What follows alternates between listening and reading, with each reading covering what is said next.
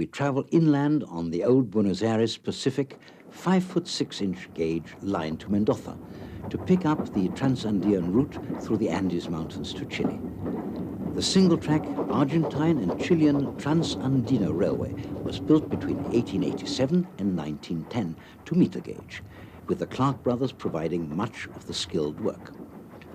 For Chile, the link was the essential connection with the continent's eastern ports, the only way that the long and dangerous sea voyage around Cape Horn could be avoided.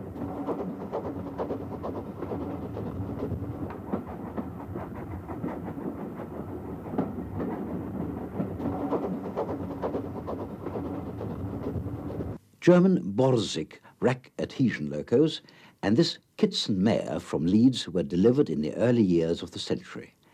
Although the Chilean part of the route was electrified by 1950, steam continued to play an important role on the Argentine side of the line for many more years.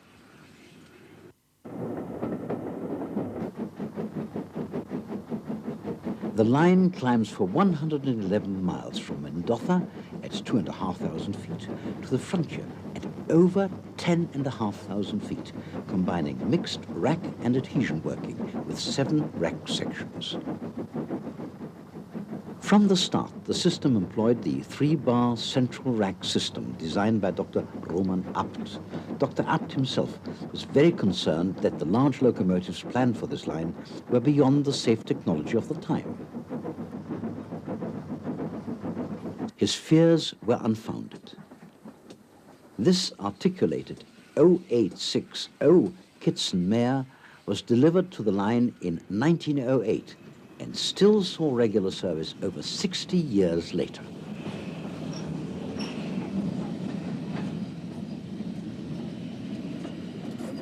After passing beneath the shadow of Aconcagua, South America's highest mountain, the line drops down to Chile for the ride to Santiago and the Pacific coast.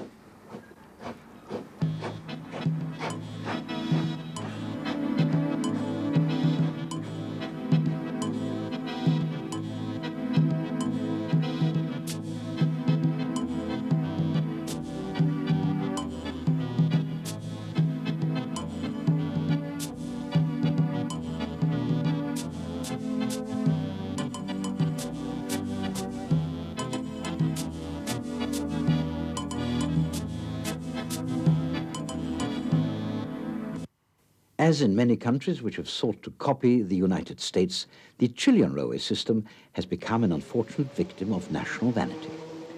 When the North Americans phased out steam, fashion dictated that others should follow suit, and economic considerations were ignored in the scramble to eradicate the steam locomotive.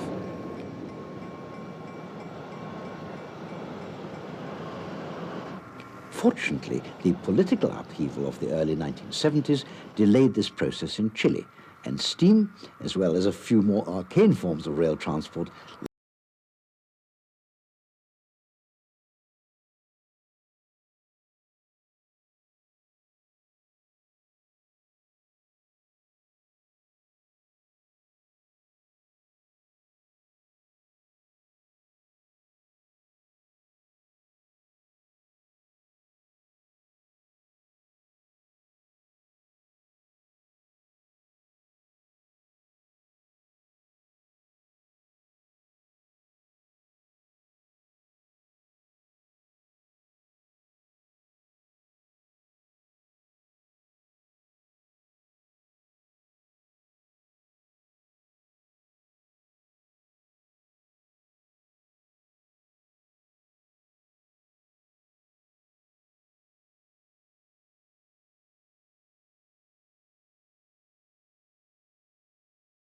lingered on for several more years.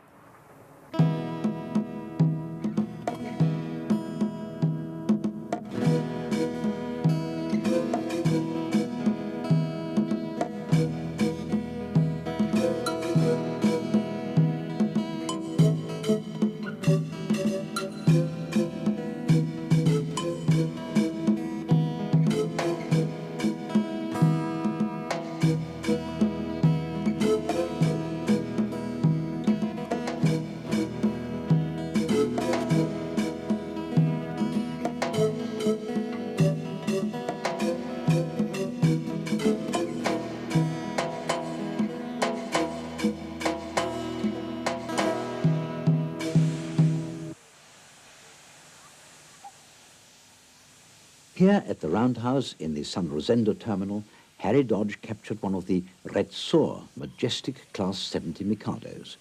Built by Alco in the 1920s, this standard heavy freight engine shared most of the mainline freights between San Rosendo and Porto Monte with the Class 80s.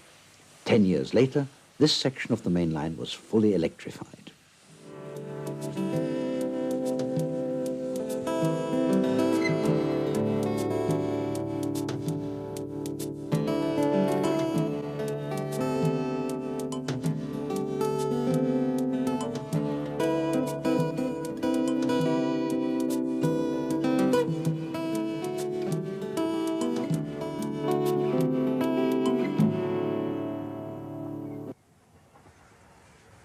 The most common of all Chilean locomotives is the Class 57 Mogul, many of which were built by the German firm of Henschel in 1912.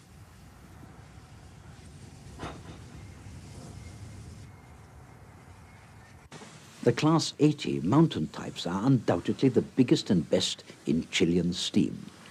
68 were built by Baldwin in 1947 and later by Mitsubishi in the early 1950s. They handle fast passenger expresses and the heaviest mainline freights.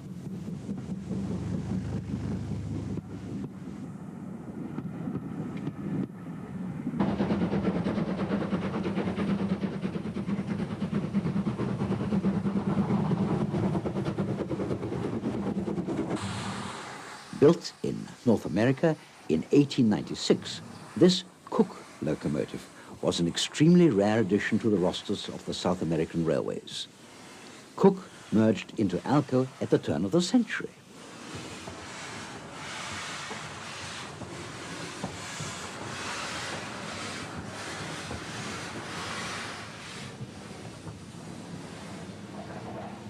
The meter gauge Northern Chilean system, or Red Norte, extends for over 1,000 miles to Antofagasta and Iquique. An important secondary route off the Red Norte is the famous old Antofagasta and Bolivia Railroad, the FCAB. In the 1960s, 4 or 5 days were needed for the trip from Santiago up through the arid Atacama Desert. Trains traverse a landscape where the barren Andes plunge straight into the blue-green Pacific Ocean. This is a wild and lonely place where no rain has fallen in living memory. The FCAB has since been dieselized and nationalized into separate government systems by Chile and Bolivia. But the line from Antofagasta to La Paz still remains one of the biggest and most important Andean lines, with powerful Garrett 482 plus 284 steam tank locomotives working most of the principal trains on the route.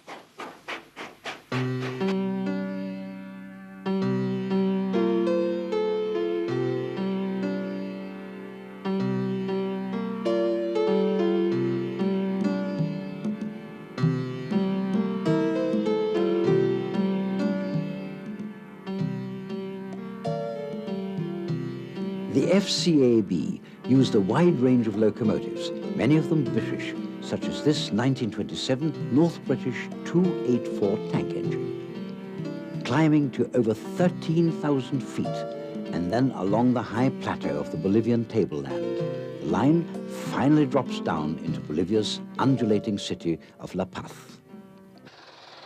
Even after nationalization, a few pockets of steam from the old FCAB remained in Bolivia, including the last known Garretts to operate in South America.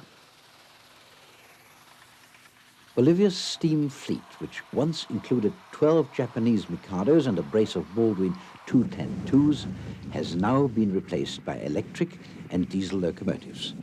But back in the early 1960s, the Garretts could still be seen running freight up to the high Andean plateau, or Altiplano, above La Paz.